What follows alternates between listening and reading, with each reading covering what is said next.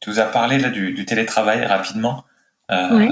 tu peux nous donner ton avis sur le télétravail, ta façon de voir les choses. Est-ce que tu es plutôt pour de manière très globale? Est-ce que tu as un avis plus spécifique? Je pense que ce sera plutôt le cas. Est-ce que tu penses que la période qu'on a vécue et qui a accéléré l'adoption du télétravail, si tu devais regarder dans l'avenir avec une boule de cristal, est-ce que tu penses que ce sera plutôt une bonne chose que ce soit accéléré ce-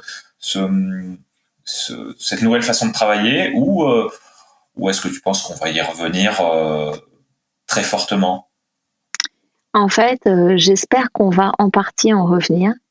C'est-à-dire que, alors, il y a la question de mon expérience personnelle en tant que travailleuse et il y a la question de ce que j'observe sur les collectifs de travail qui ont, soit qui avaient déjà expérimenté le télétravail, soit qui ont dû y aller à marche forcée et pour lesquels ça n'était même pas une question il y a un an ou il y a 2 ans, mais qui ont dû s'y mettre.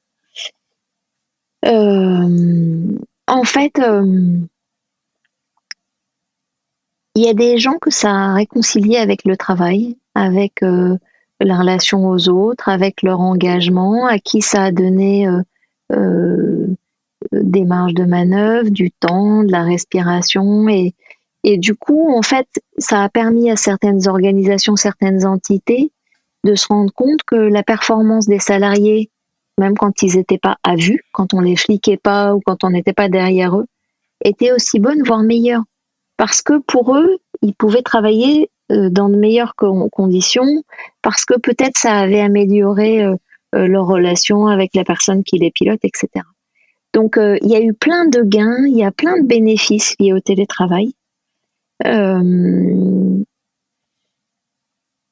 et je pense que ça a permis aussi à beaucoup de gens de se responsabiliser, de découvrir qu'ils avaient de la ressource, d'expérimenter une forme de flexibilité. Bon, après, il y a un autre problème, c'est que être à distance du travail, c'est être à distance du collectif, c'est être à distance de la vraie vie, c'est être à distance en partie de l'acquisition de la compétence par le mimétisme ou la captation. Si je viens d'arriver Ouais. dans un job et que j'ai pas encore vraiment les gestes de métier, mais que je suis en face d'un mec qui fait le même job toute la journée, bah, j'apprends en le regardant, en lui parlant, etc. Je n'ai plus ça. Ça a beaucoup complexifié les rapports. Là où je passais une tête dans ton bureau et je te disais, tiens, on pourra prendre 2 minutes pour je sais pas quoi, bah aujourd'hui, il faut que j'aille regarder ton agenda, que je trouve un créneau, que je te fasse une invitation. Donc, pour moi, euh, c'est pas du tout, du tout, du tout, du tout, du tout, du tout souhaitable que ce soit un standard de travail. Et ce qui m'effraie un peu, c'est que D'accord. ça génère des gains d'économie importants en termes de loyer.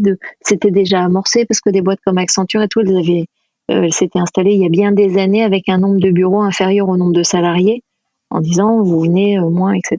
D'accord. Dans une logique de maîtrise des coûts, ça me va.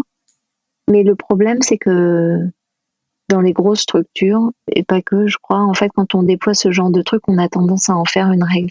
En fait, tout ce qui sort de l'expérimentation devient une règle, sans l'intelligence, sans l'esprit de la règle.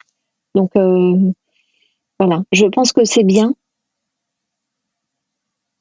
à condition, tu vois, on revient à la même chose, que ce soit choisi, volontaire, accompagné, etc., etc.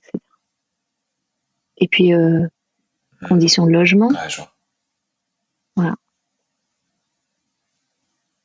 D'accord. D'accord. Tu as vu des tendances en termes de public qui acceptaient bien le télétravail, peut-être générationnel par exemple? Est-ce que les jeunes ont plus aimé le télétravail que les anciens? Est-ce que, je sais pas, hommes-femmes, euh, dans certaines catégories de métiers, est-ce que tu as vu des tendances sortir de ça? Dans ce que moi j'ai observé, en fait,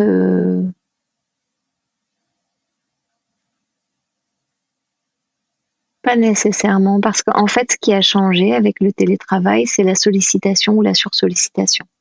Donc, indépendamment de catégories de population type homme-femme, si, même si tout le monde, pour les femmes, il y a une punition terrible, c'est que euh, de façon, dans l'invisibilité du travail de la femme à la maison, il y avait une charge de travail supplémentaire qui était qu'il fallait préparer le repas du midi pour tout le monde, tous les gens qui étaient présents à la maison, et la gestion des courses était encore différente, etc. Et donc, probablement que les femmes, elles ont un regard un peu différent sur les bénéfices du télétravail parce que ça a été très aliénant pour les femmes, ce télétravail. Enfin, pour les femmes.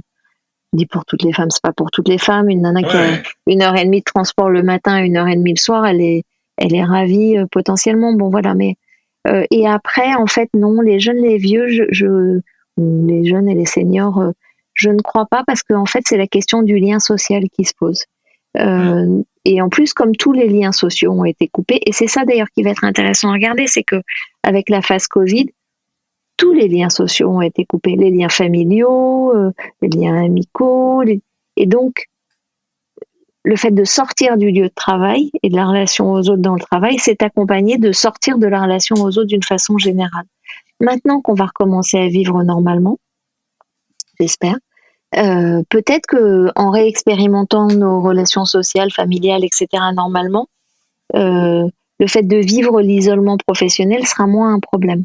Parce que ce que ça a généré aussi, c'est ça. C'est des gens qui disaient, j'en peux plus, j'ai besoin de retourner au boulot, j'ai besoin de revoir mes collègues, j'ai besoin de déconner, donc ouais, je comprends. voilà. Et donc c'est pour ça que je pourrais pas dire des jeunes, des moins jeunes, euh, ou des femmes, des hommes, je crois pas.